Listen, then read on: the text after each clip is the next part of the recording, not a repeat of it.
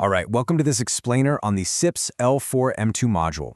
We've designed this to help transform you into a highly strategic procurement professional, completely ready to ace that March 2026 exam. If you're gearing up for this assessment, you probably already know that the Defining Business Need module is literally the foundation of the entire procurement cycle. Basically, if you get the requirements wrong right here at the start, the rest of your purchasing process, it's essentially just a really well-organized mistake. So today, we're going to break down the exact frameworks you need, not just to pass this exam, but to fundamentally upgrade how you approach purchasing in the real world.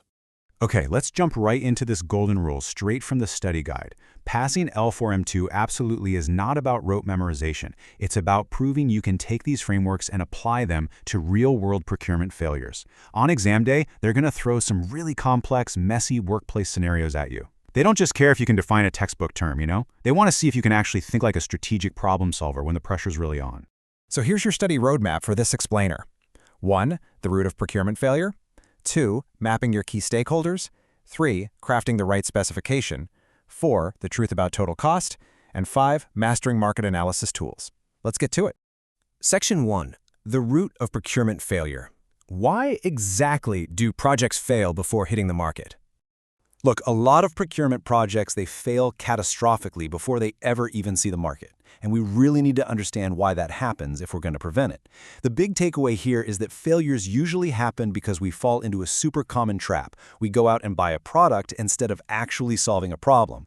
Or maybe even worse, we leave our key stakeholders totally out of the conversation. I mean, imagine spending months sourcing this state-of-the-art software system, right? Only to find out the IT department flat out refuses to support it, or the end users just find it way too complicated to use. By misunderstanding the core requirement and alienating the exact people who use or approve the purchase, that project is doomed before a single contract gets signed. Moving on to Section 2, mapping your key stakeholders. Who actually has the power? Listen, to define a business need correctly, you absolutely have to manage the who, long before you can define the what.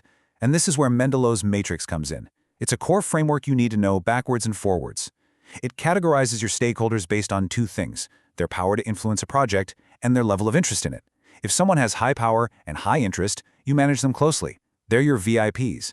And watch out, this is a classic exam trap. Pay close attention to those high power, low interest stakeholders. These guys are your sleeping giants. Your job is to keep them satisfied. Because if you annoy them, their interest spikes, and they'll use that high power to completely derail your project. Okay, let's ground this in a practical exam-style scenario. Imagine a hospital needs new patient beds. The nursing team, they want all the advanced electronic features. Finance just wants the cheapest possible option to hit their budget. And meanwhile, the maintenance team is demanding beds that are super easy to repair with parts you can actually find. If you just guess whose side to take here, you fail. Your job as a procurement pro is to use stakeholder mapping, facilitate those cross-functional meetings, and prioritize the ultimate business objective, which here is patient safety and operational need, to align all these conflicting internal groups before you buy a single bed. Section 3. Crafting the right specification. This is really the heart of L4M2.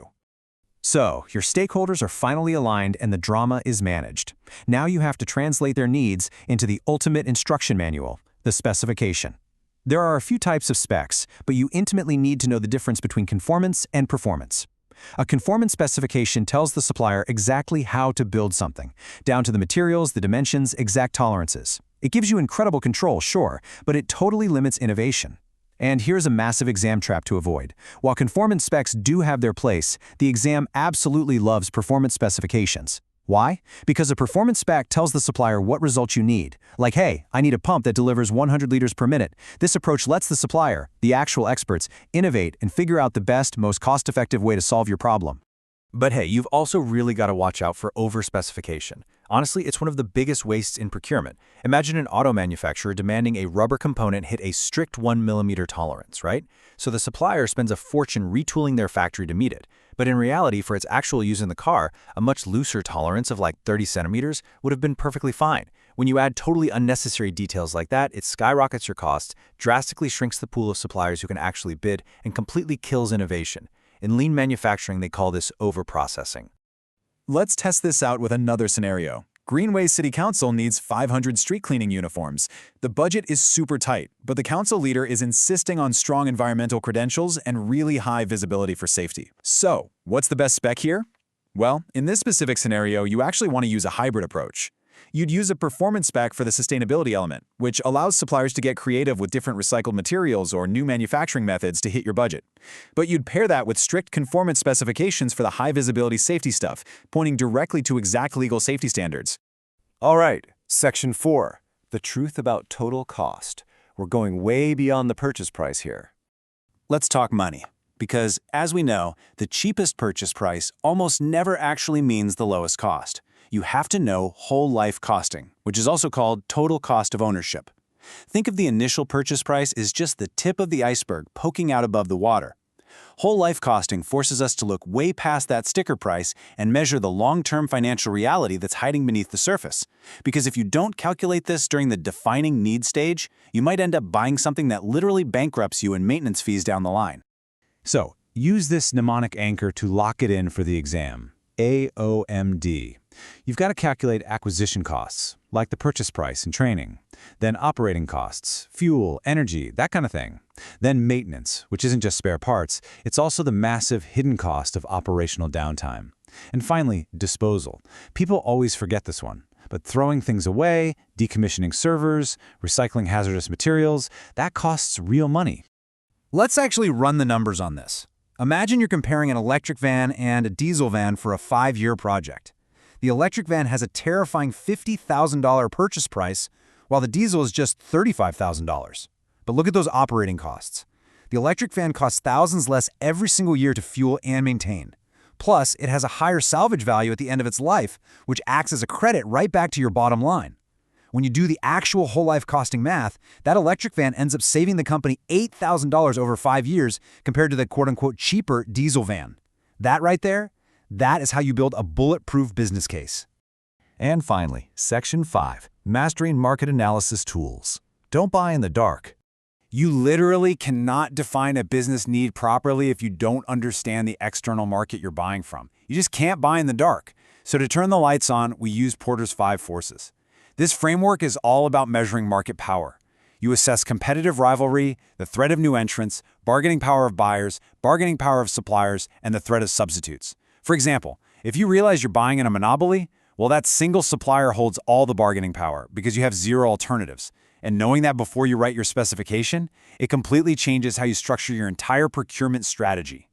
Now, what's super interesting is how CIPS is actually going to test your knowledge of frameworks like Porter's 5 forces and PESTLE on the exam itself. They aren't just going to ask you to regurgitate a list of the forces. They'll give you a scenario, like a market with totally standardized products and low switching costs, and ask you who really holds the power. They want to see you take these strategic tools and use them to navigate real supplier dynamics and shifting economic or technological factors. And the absolute best way to use that market analysis is by pairing it with early supplier involvement, or ESI.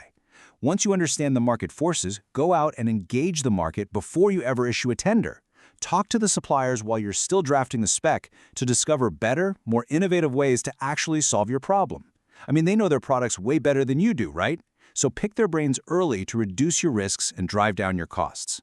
So as you gear up for this L4M2 exam, I really want you to ask yourself, tomorrow, when you get a new purchase request, are you just going to process an order for a product, or are you going to step up and strategically define the true business need?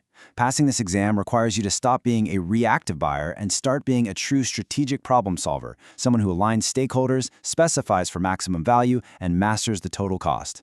Keep practicing those scenarios and you're absolutely going to crush it. Thanks for joining us for this explainer.